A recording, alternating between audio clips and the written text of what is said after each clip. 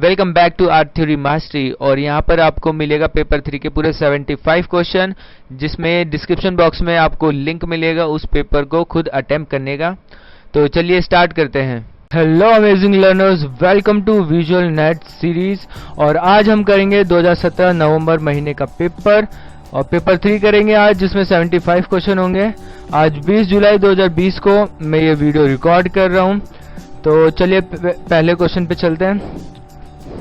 First question है, in print making for viscosity process what type of surface of block is needed. देखिए, viscosity printing में हमें metal की जो plates होती है वो चाहिए होती है।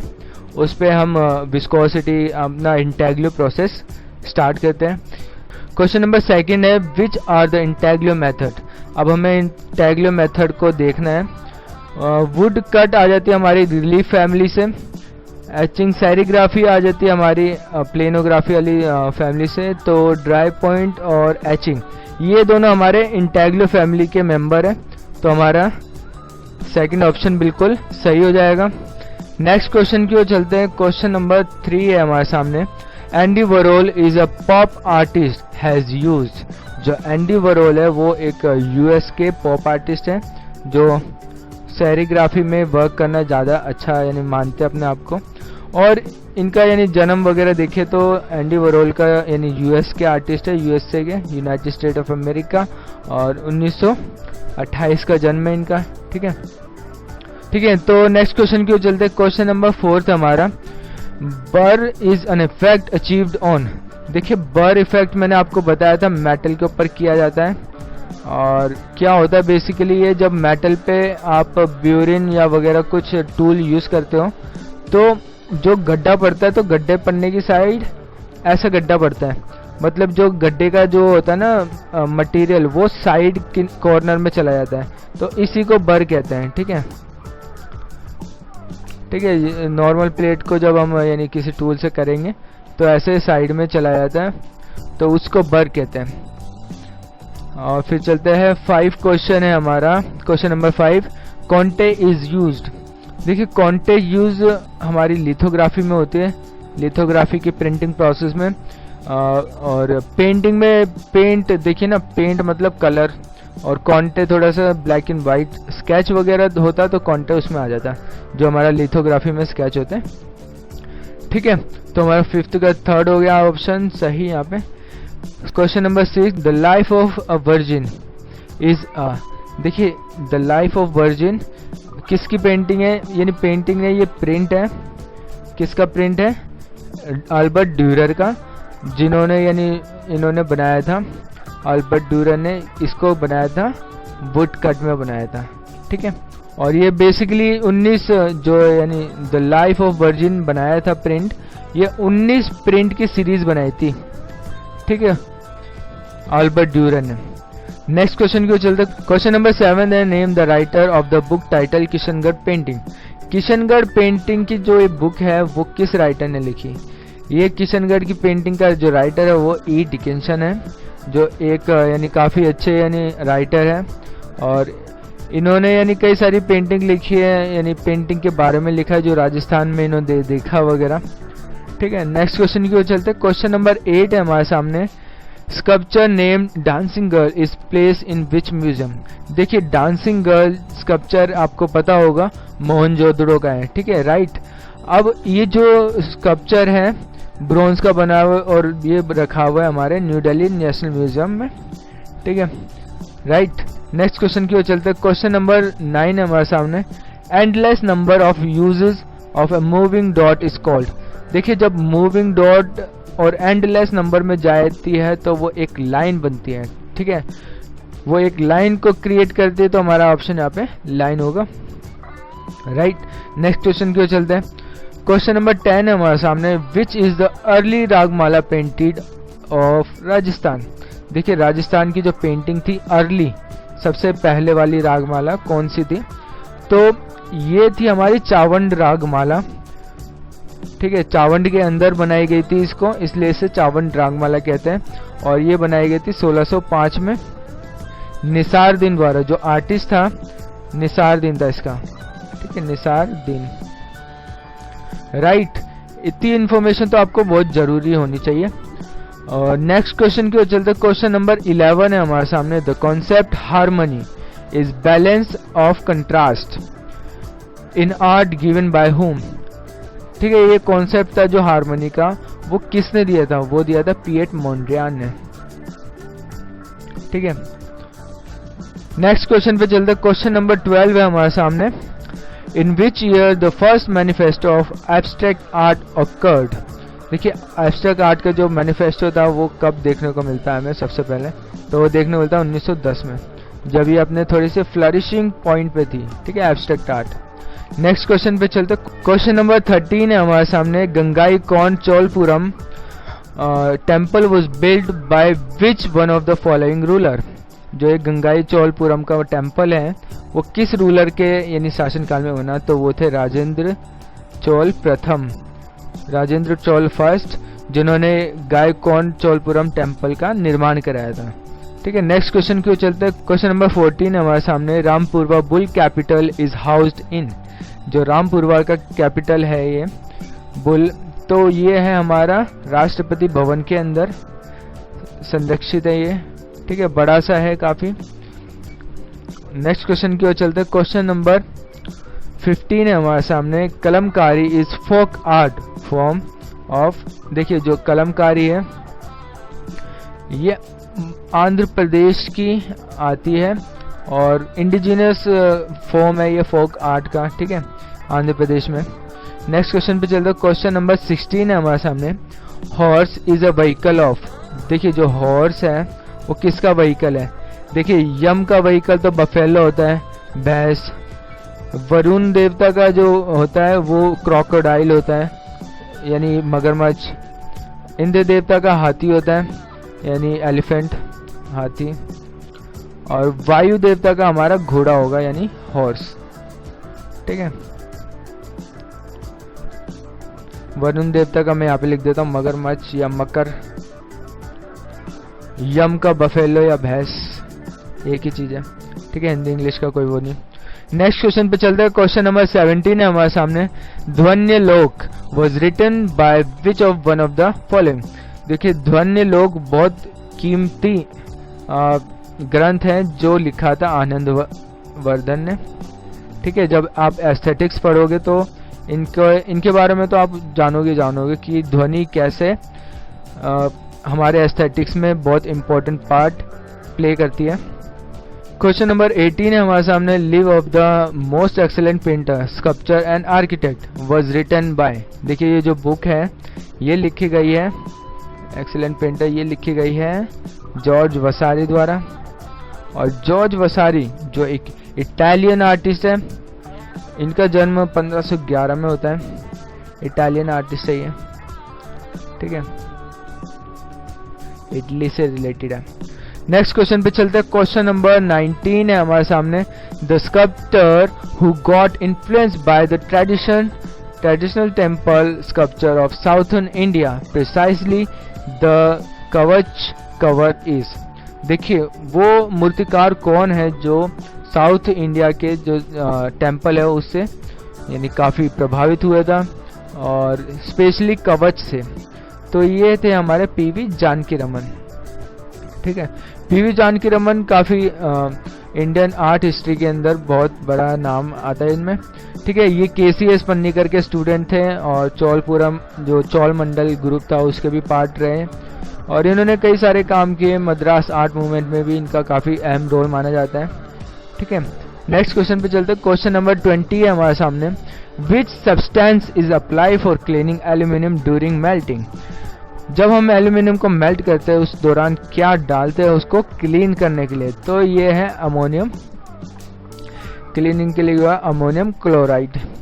ठीक है, और अगर हमें एल्यूमिनियम को एच करना है, एच करने के लिए हम क्या यूज करते हैं? कास्टिक सोडा,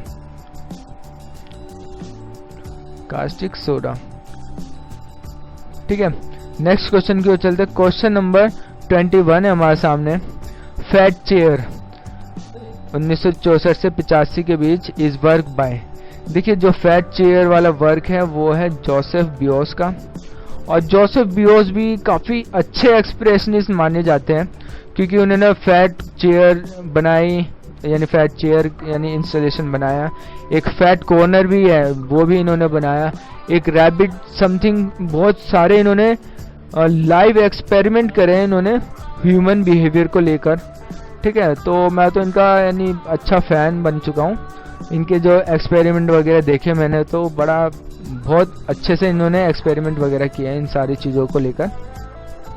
ठीक है, तो नेक्स्ट क्वेश्चन पे चलते हैं। क्वेश्चन नंबर 22 है, during 1970 one of the pioneer and leading exponent of abstract art from the west who derived inspiration from spiritual nourishment from the oriental art। देखिए कौन सा वो आर्टिस्ट है वेस्ट का जो एब्स्ट्रैक्ट एक्सपोनेंट के लिए और स्पिरिचुअल नरिशमेंट के लिए डिराइव फ्रॉम यानी इंस्पिरेशन लिया था ओरिएंटल आर्ट के लिए, तो वो थे हांस आर्प। ठीक है, जिन्होंने यानी वहाँ से अपना इंस्पिरेशन वगैरह लिया। नेक्स्ट क्वेश्चन की ओर चलते हैं। क्वेश्चन नंबर 23 है हमारे सामने। मकोला पेरुमल 1974 इज वर्क बाय। देखिए जो मकोला वर्क है ये पेरुमल वाला, ये कन्नाई कुन्ही रमन का है और ये केरल के आर्टिस्ट हैं जिनका जन्म केरल के अंदर ही हुआ था और इनका जन्म 1937 में केरल के अंदर हुआ। नेक्स्ट क्वेश्चन पे चलते हैं। क्वेश्चन नंबर 24 है, the umbrella Japan USA 1984 to 91 is an art works by. ये वाला वर्क किसका है? द अम्ब्रेला, ये है क्रिस्टो का। ठीक है, नेक्स्ट क्वेश्चन की ओर बढ़ते हैं। क्वेश्चन नंबर 25 है, the main pigments use for full colour reproduction of design. देखिए कलर रिप्रोडक्शन के लिए बात की गई है तो सियान, मैजेंटा और येलो ही होगा, क्योंकि जब भी हम प्रिंट के लिए बात करते हैं डिज़ाइन में तो CMYK के ही यूज़ की जाते हैं और की जो कलर होता है वो ब्लैक कलर होता है। ठीक है, शान, मैजेंटा, येलो यहाँ पे रहेंगे, तो ये ऑप्शन सही है। नेक्स्ट क्वेश्चन की ओर चलते हैं। क्वेश्चन नंबर 26 है हमारे सामने, वायरल एडवर्टाइजिंग मीन। जो वायरल एडवर्टाइजिंग का मतलब पूछा है यहाँ पे, तो बेसिकली वही होता है a form of advertisement developed using internet. ठीक है, एडवर्टाइजिंग में वायरल जो एडवर्टाइजिंग है वो यही है कि इंटरनेट का यूज़ करके कितनी जल्दी कितने मिलियन तक पहुंचा जा सकता है, वो इंटरनेट के जरिए ही हो सकता है। बाकी 3 तो ऐसे ही है, वुमेन एडवर्टाइजिंग, ना ऐसा कुछ नहीं है। क्वेश्चन नंबर 27 है हमारे सामने, the original art work is separated into the red, green and blue component with. देखिए जब हम डिजिटल स्कैनर से कुछ स्कैन करते हैं ना, तो ओरिजिनल जो आर्ट वर्क होता है वो 3 पार्ट में डिवाइड हो जाता है। ठीक है, रेड, ग्रीन और ब्लू सेपरेट हो जाता है। नेक्स्ट क्वेश्चन पे चलते हैं। Question number 28, in full colour reproduction black is added as. देखिए जब भी हम फुल कलर रिप्रोडक्शन की बात करते हैं तो ब्लैक जो होता है ना हमारा की कलर होता है। ठीक है, नेक्स्ट क्वेश्चन पे चलते हैं। क्वेश्चन नंबर 29 है हमारे सामने, which publication was credited with the first use of word cartoon to describe humorous and satirical drawing in 1843। देखिए कौन सी एजेंसी है जो पब्लिकेशन है जिसको यानी जो कार्टून शब्द है वो यूज़ किए जाने का और थोड़ा हंसी मजाक के लिए ड्राइंग यूज़ किए जाने का क्रेडिट मिलता है, तो वो है पंच। ठीक है, इस वाले पब्लिकेशन को ये क्रेडिट मिला हुआ है। नेक्स्ट क्वेश्चन पे चलते। क्वेश्चन नंबर 30 है हमारे सामने, which is said to be the best known logo in the world. देखिए जो बेस्ट नोन लोगो है इन द वर्ल्ड वो पूछा गया है, तो बेसिकली हमारे ओलंपिक में ही आएगा वैसे तो आंसर। बाकी मैकडोनल्ड का गोल्डन आर्म भी काफ़ी फेमस है, रेड क्रॉस सोसाइटी का भी, और ये भी। वर्ल्ड नोन की बात की जाए तो मैकडोनल्ड हर जगह पहुंच चुका है, तो ये भी वेल नोन है। Red cross society well known है और मर्सिडीज भी वेल नोन है। बट यहाँ पे कहा गया बेस्ट नोन, तो इन चारों में से एक तो चुनना ही है जो ओलंपिक का सबसे पुराना भी और अभी तक यानी यूज़ किया जा रहा है। ठीक है, नेक्स्ट क्वेश्चन की ओर बढ़ते हैं। क्वेश्चन नंबर 31 है हमारे सामने, मैच द फॉलोइंग। तो हमें मैच करना है, तो 1796 में क्या होता है हमारा लिथोग्राफी प्रिंटिंग प्रेस इंट्रोड्यूस होते हैं सेनफेल्डर द्वारा, सेनेफेल्डर। ठीक है, और 1875 में क्या होता है, 1875 में ऑफसेट प्रिंटिंग आएगी हमारी। 1907 में आएगा हमारा फोटो स्टेट, देन 1910 में स्क्रीन प्रिंटिंग। ठीक है, तो ये हमारा सही सीक्वेंस लग गया है। 1 4 2 3, 1 4 2 3 हमारा फोर्थ ऑप्शन बिल्कुल करेक्ट हो जाएगा। नेक्स्ट क्वेश्चन की ओर बढ़, क्वेश्चन नंबर 32 है हमारे सामने। Match the following. Gum solution हम यूज करते हैं लिथोग्राफी प्रिंटिंग में, और रॉकर का यूज करते हैं हम मेजर टिंट इफेक्ट लेके आने के लिए। ठीक है, रॉकर की सहायता से बहुत सारी लाइंस खींचते हैं हम। पॉलीविनाइल एसिट्रेट हम स्क्रीन पेंटिंग में यूज करते हैं। ठीक है, ये बेसिकली एक गम होता है। और फिर ब्रेयर होता है हमारा रोलर, जो हम वुड कट के ऊपर अप्लाई करते हैं, उसके बाद प्रिंट लेते हैं। ठीक है, तो हमारा सही सीक्वेंस लग चुका है। 3 4 1 2 3 4 1 2 हमारा फर्स्ट ऑप्शन बिल्कुल सही निकल के आ रहा है। नेक्स्ट क्वेश्चन की ओर चलते हैं। क्वेश्चन नंबर 33 हमारे सामने। Match the following. लोत्रेके जो एक फ्रेंच आर्टिस्ट है, फ्रेंच प्रिंट मेकर है। रेम्ब्रांड जो एक डच प्रिंट मेकर है। एल्बर्ट ड्यूरर जो जर्मन के प्रिंट मेकर है। और हमारे लास्ट में पेब्लो पिकासो जो स्पेनिश के है और स्पेनिश प्रिंट मेकर है। ठीक है, तो हमारा सही सीक्वेंस लग जाएगा यहाँ पर 4 3 और 2 1। तो हमारा 4 3 2 1 फर्स्ट ऑप्शन बिल्कुल सही निकल के आ रहे हैं यहाँ पे। नेक्स्ट क्वेश्चन की ओर बढ़ते हैं। क्वेश्चन नंबर 34 है। Match the following. लिस्ट 1 से सेकंड को मिलाना है, और हमारा सबसे पहले आएगा मैन विथ पाइप। तो मैन विथ पाइप हमारा पिकासो। ठीक है, फिर आएगा हमारा still life with black fishes, तो ये आएगा जॉर्ज बराक। फिर द मैकेनिक के जोड़ेंगे हम फर्नान लेगर को, और स्टिल लाइफ विथ चेयर जुआन गिरिस। ठीक है, ये सारे आर्टिस्ट है और उनकी सारी पेंटिंग्स वगैरह हैं सारी।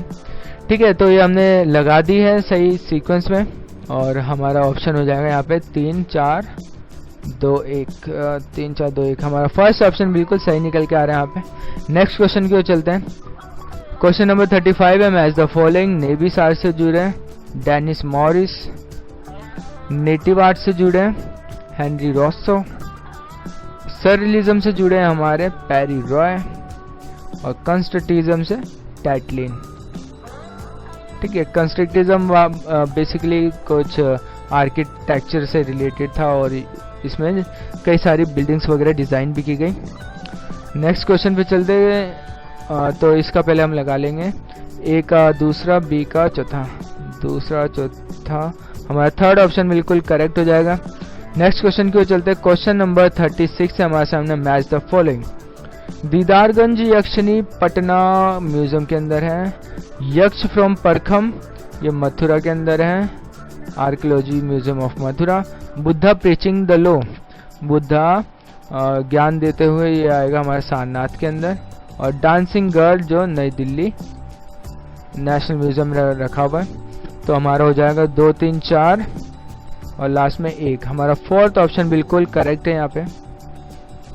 नेक्स्ट क्वेश्चन की ओर चलते हैं। क्वेश्चन नंबर 37 है हमारा। Match the following. गंधार के जो स्कल्पचर है वो कौन से पत्थर से मिले हुए हमें, यानी थोड़े से ग्रे और स्पॉटेड ग्रे होने चाहिए वैसे तो। ग्रे सिस्ट बिल्कुल सही यूज किया यहाँ पे। और मथुरा के जो स्कल्पचर है थोड़े से रेड वाले स्पॉटेड है। ठीक है, red spotted red stone. Amravati के स्कल्पचर हमें थोड़े से लाइम स्टोन में मिलेंगे, हल्के हल्के सफेद। और फिर सारनाथ के जो स्कल्पचर है वो चुनार सैंडस्टोन। तो हमारा बिल्कुल सही सीक्वेंस लग चुका है 4 3। तो हमारे थर्ड ऑप्शन बिल्कुल करेक्ट निकल के आ रहे हैं यहाँ पे। क्वेश्चन नंबर 38 है। Match the following. लिस्ट 1 से 2 को जोड़ना है। तो शंखो चौधरी का आएगा यहाँ पे टॉयलेट वाला वर्क जो एनजीएमए में भी रखा हुआ है। फिर आता है हमारा रामकिंकर वेज का बिनोडिनी। ठीक है, फिर आता है डीपी राय चौधरी का ट्रम्प ऑफ लेबर, और महेंद्र पांडे का एनवायरमेंट। तो हमारा सही लग गया 2 1 3 4 2 1 3 4। हमारा सेकंड ऑप्शन बिल्कुल करेक्ट निकल के आ रहा है। नेक्स्ट क्वेश्चन की ओर चलते। क्वेश्चन नंबर 39 है हमारे सामने। Match the following. Jama Masjid बनाया था शाहजहां ने। कुतुब मीनार कुतुबुद्दीन ऐबक ने। बुलंद दरवाजा शाह यानी अकबर ने। और गोल गुम्बज आदिल शाह ने।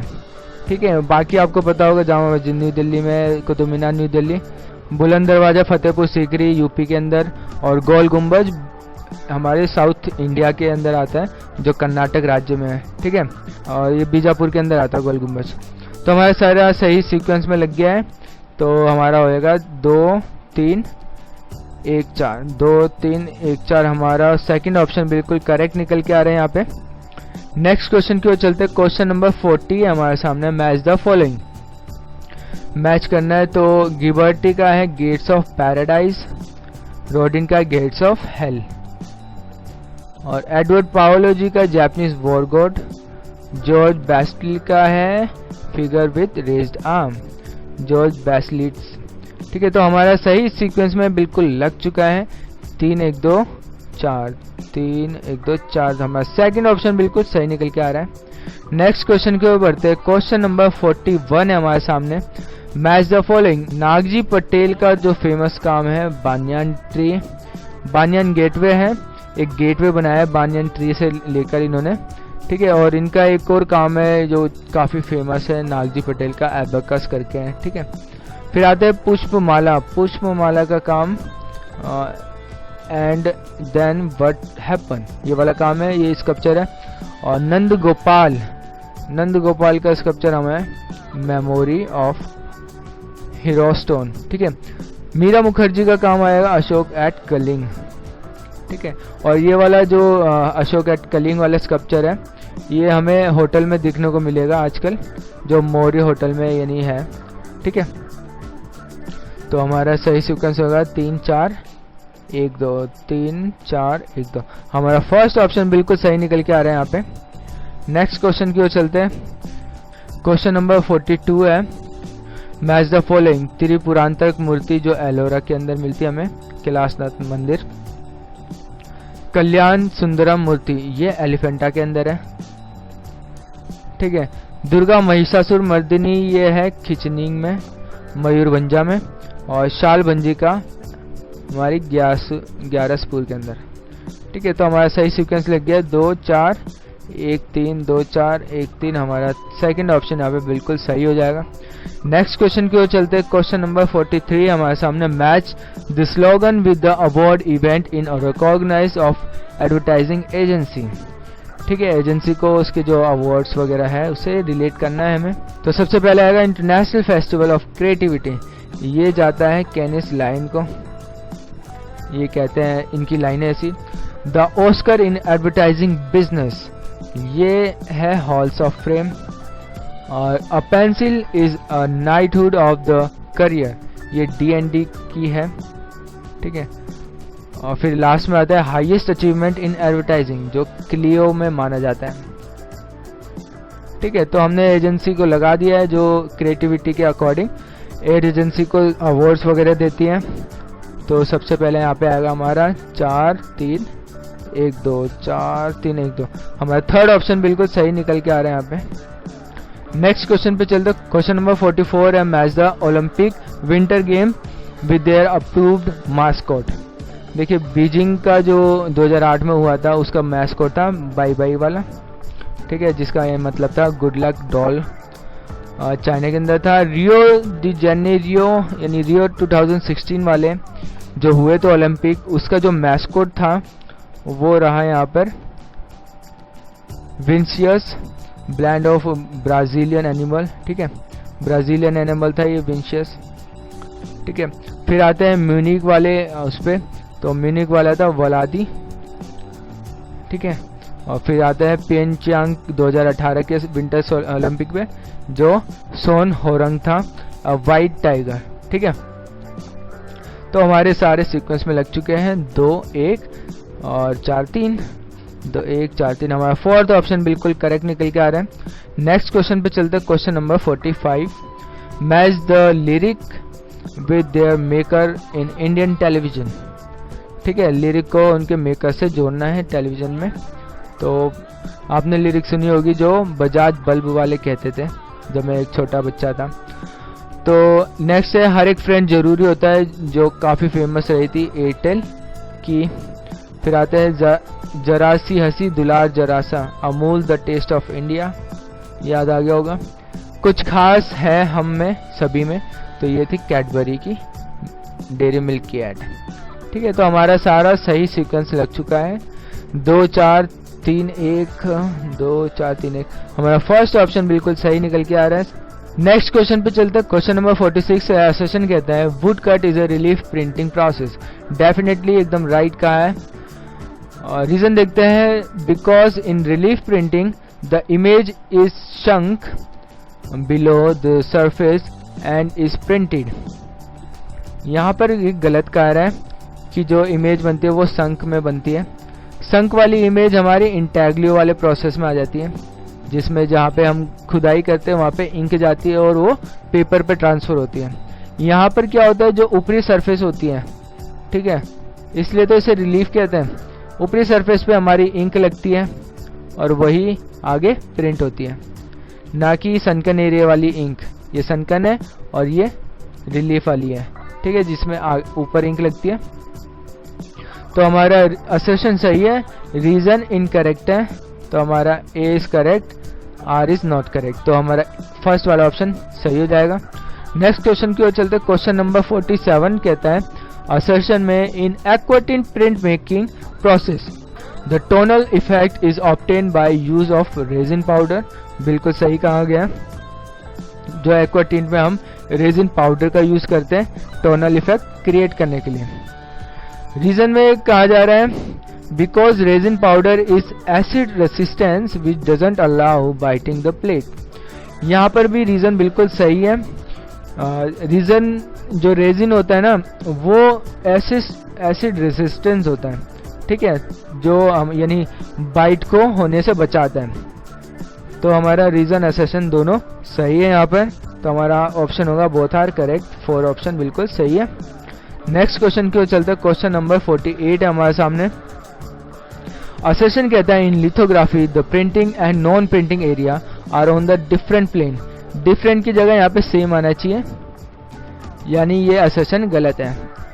रीजन कहा जा रहा है because oil based ink and water are attracted to each other. Oil और वाटर अट्रैक्ट नहीं करते, ये गलत है। तो हमारा असर्शन रीजन दोनों गलत है। यहाँ पे 3 ऑप्शन यहाँ पे सही होगा। नेक्स्ट क्वेश्चन पे चलते। क्वेश्चन नंबर 49 हमारे सामने। असर्शन कहता है an artist has no right to make changes in natural beauty according to his own wish. बिल्कुल सही कहा जा रहा है। जो आर्टिस्ट है उसे, आर्टिस्ट का किसी को भी ऐसा यानी राइट नहीं होना चाहिए जो वो नेचुरल ब्यूटी के साथ चेंजेस करे, उससे छेड़छाड़ करे, ठीक है। तो असर्शन तो सही है। रीजन दिया जा रहा है because the beauty of nature could not be as subtle, deep and fine in an artist imagination।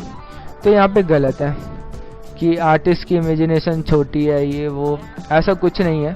Artist की जो इमेजिनेशन है वो काफ़ी बड़ी है, ब्रॉड है, ठीक है।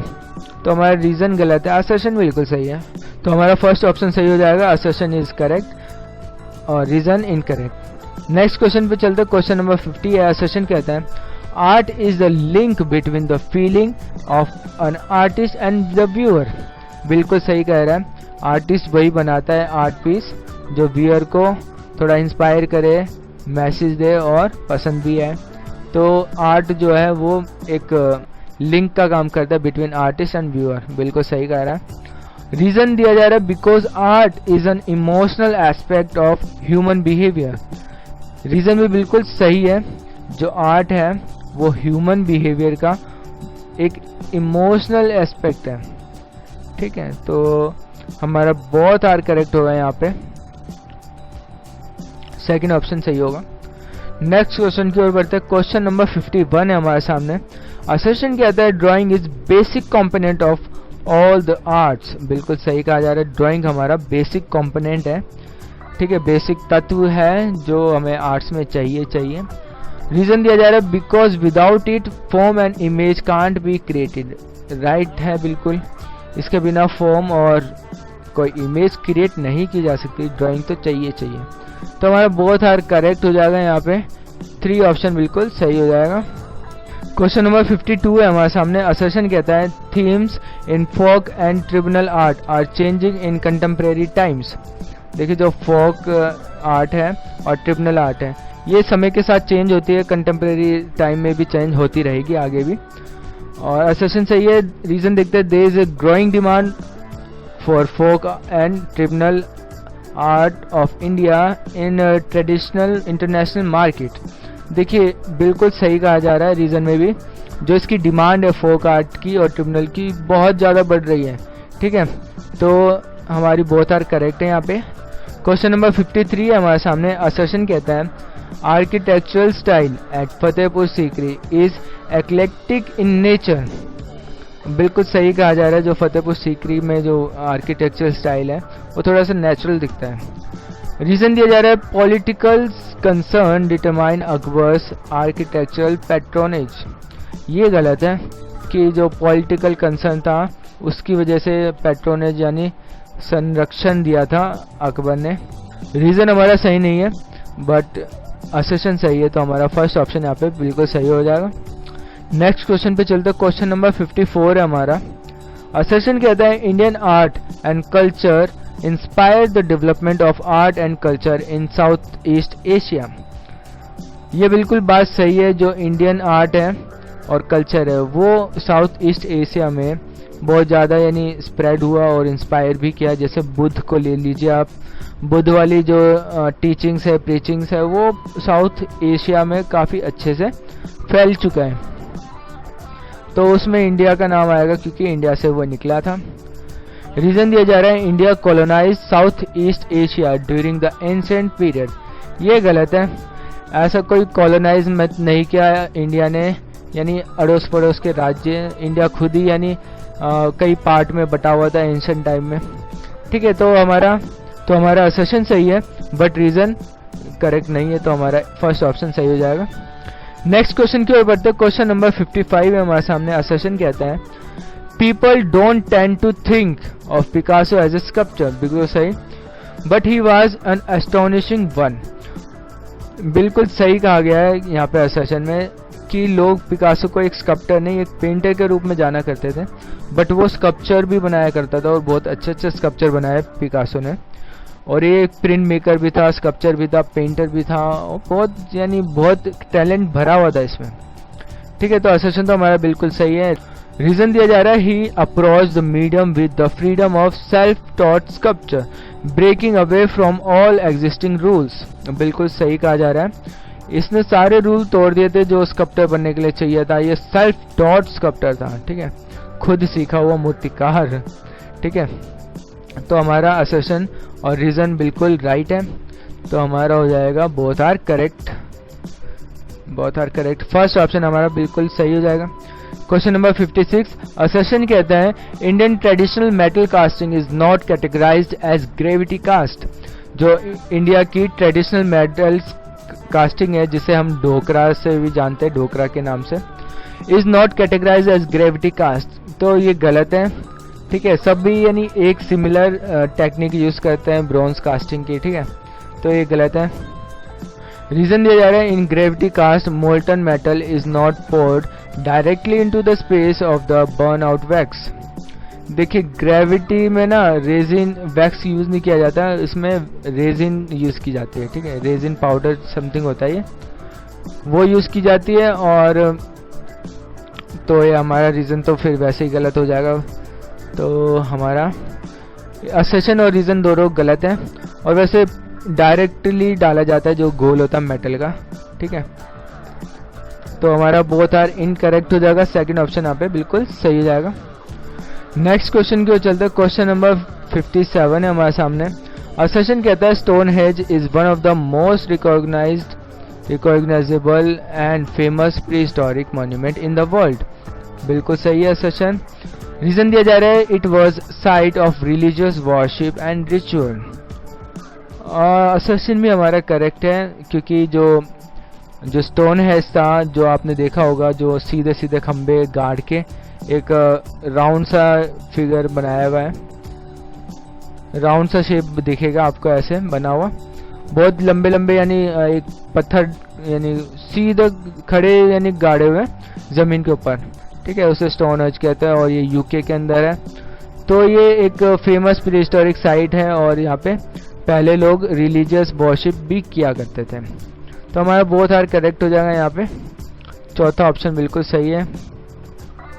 नेक्स्ट क्वेश्चन की ओर बढ़ते हैं। क्वेश्चन नंबर 58 है।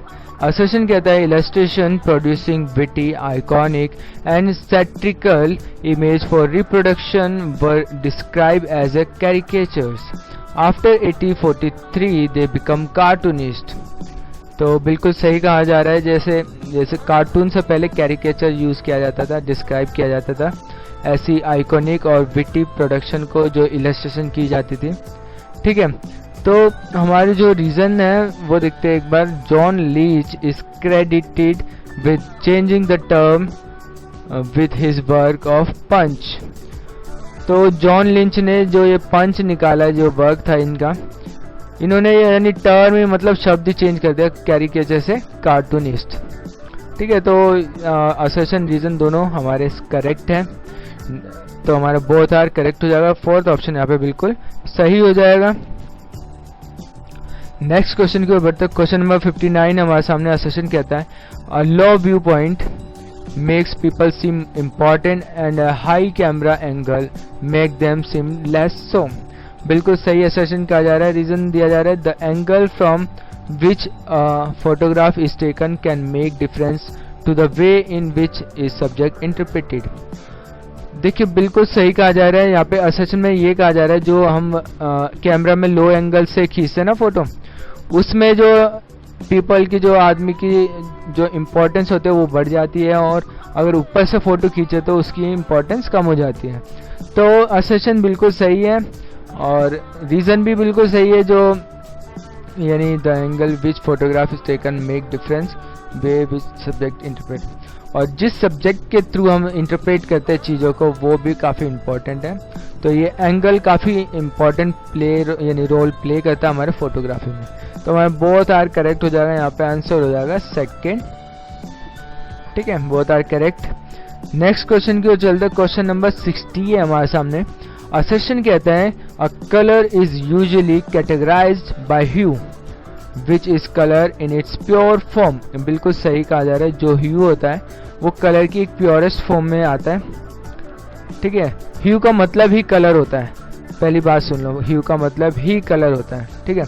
रीजन कहा जा रहा है the saturation of colour does not refer to how pure the hue is, so a pure hue is fully saturated.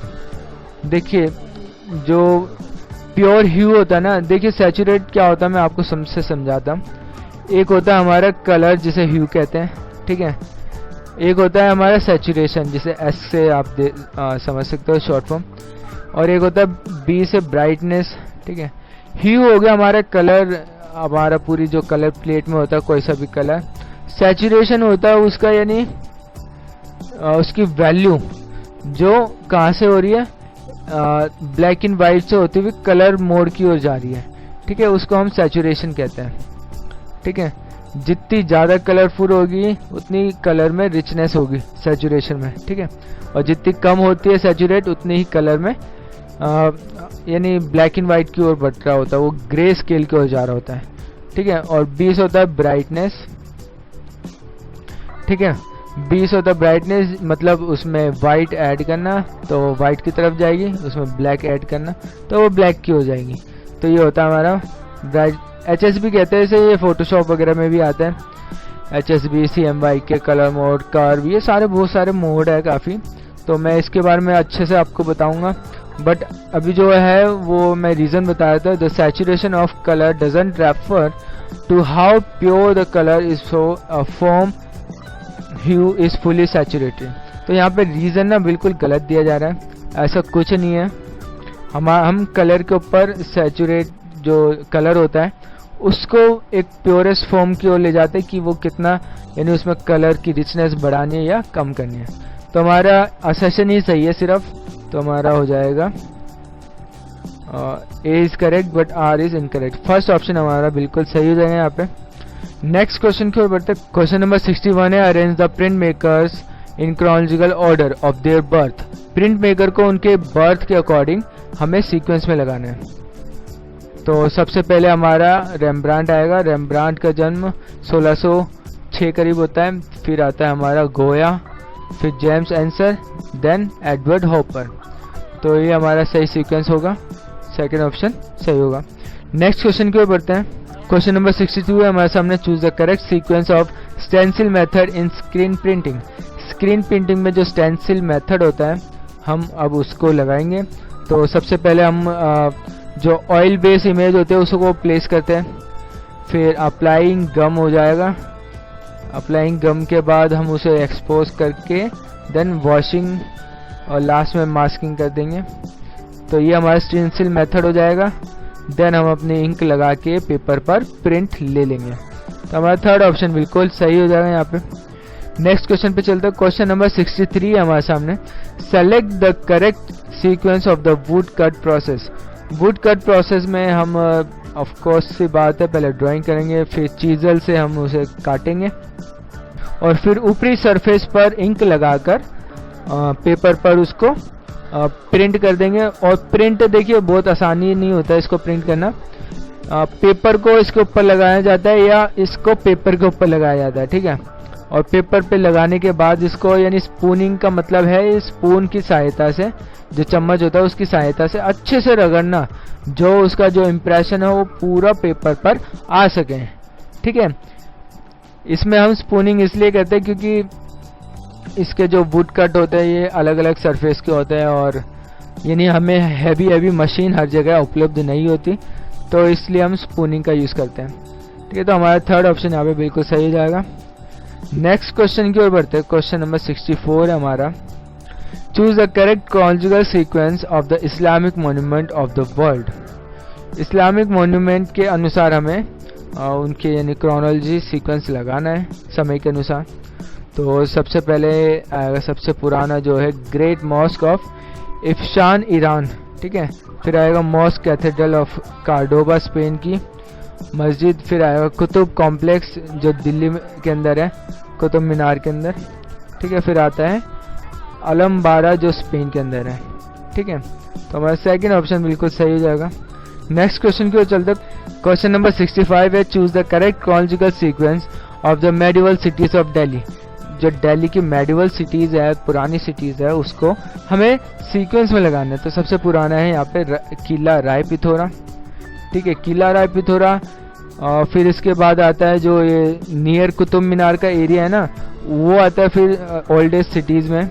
फिर आता है यहाँ पे तुगलकाबाद। तुगलकाबाद से पहले भी एक आता है सिरी करके, ठीक है, सिरी यहाँ पे लिख देता हूँ, सिरी। फिर आता है तुगलकाबाद। तुगलकाबाद के बाद आता है ये जहांपना, ठीक है। जहांपना के बाद जो फिरोजाबाद है वो आता है। फिरोजाबाद के बाद जो नियर पुराना किला एरिया है ना वो आता है पुरानी सिटीज में। फिर लास्ट में आता है ये जहांपना। ये जहांपना वाला आता है रेड फोर्ट के जो नियर का एरिया है वो सारा, ठीक है। तो मैंने बता दिया कि आपको कौन सा यानी कौन सा कब का आता है। ये सारे सीक्वेंस हैं। मैं फाइंड आउट कर रहा था आपको नंबर के अकॉर्डिंग बताऊं, बट नंबर में आप कंफ्यूज हो जाओगे, इसलिए मैंने आपको सिंपल सा बताया है, ठीक है।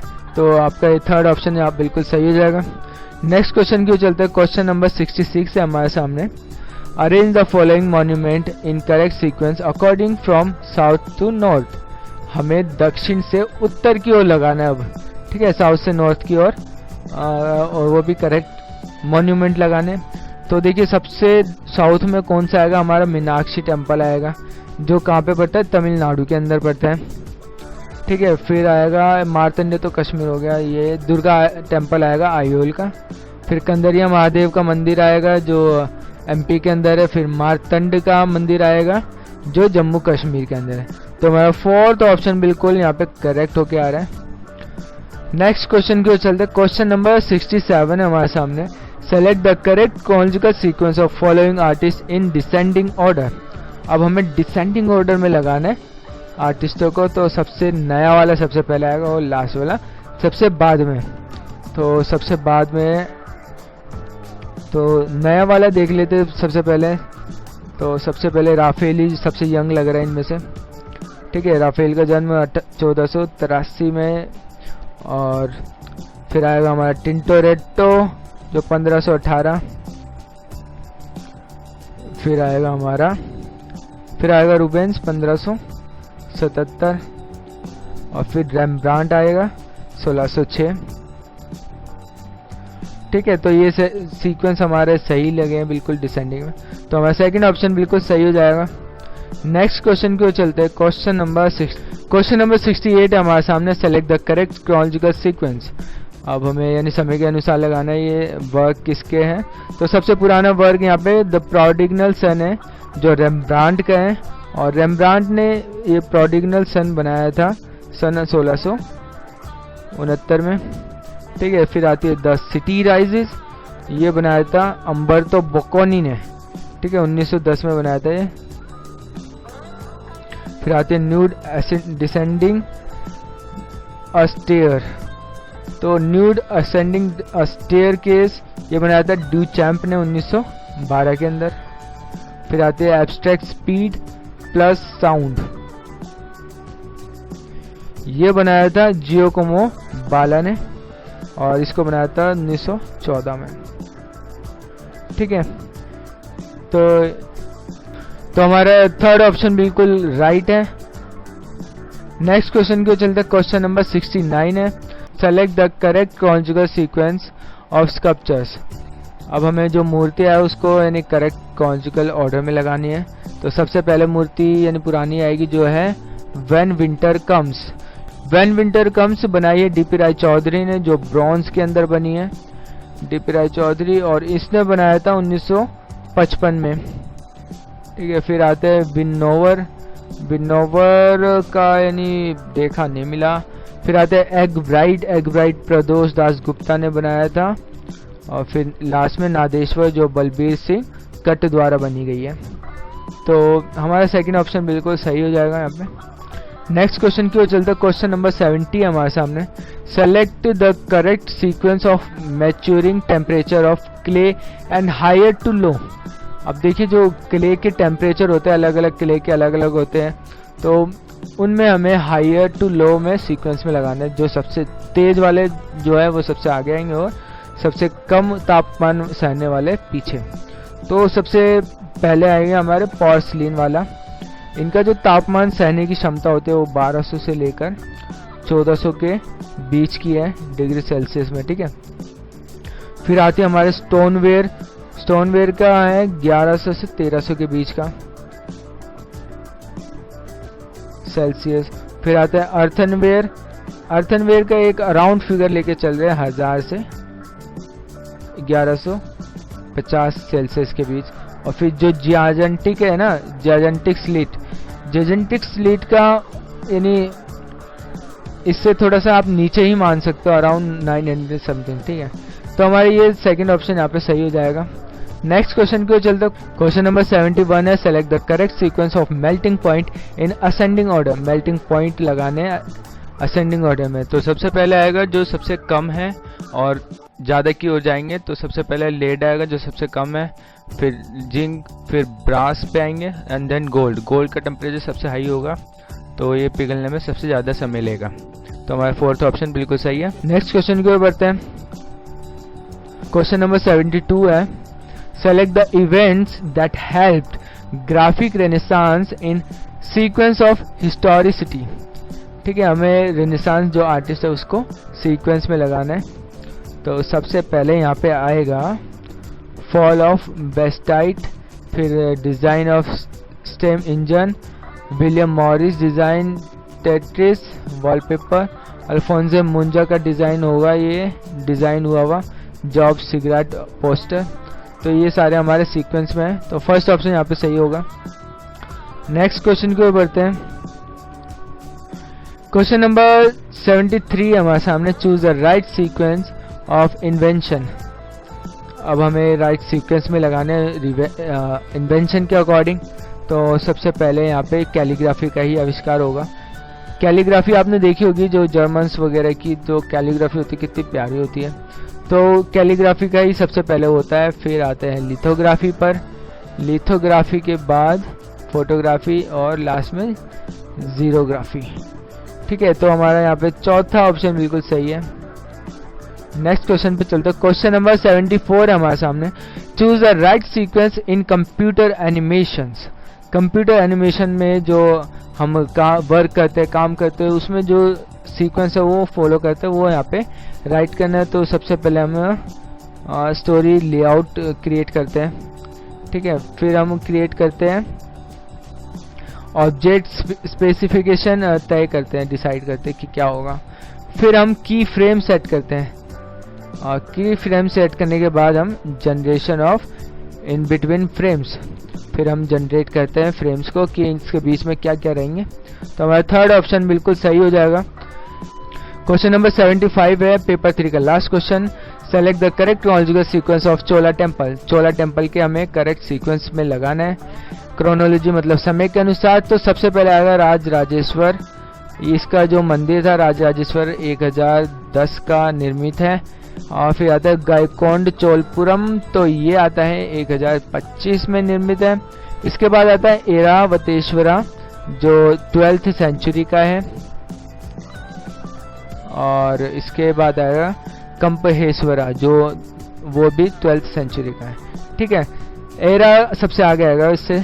ठीक है, तो हमारा फर्स्ट ऑप्शन यहाँ पे बिल्कुल करेक्ट है। तो ये थे हमारे पेपर 3 के पूरे 75 क्वेश्चन।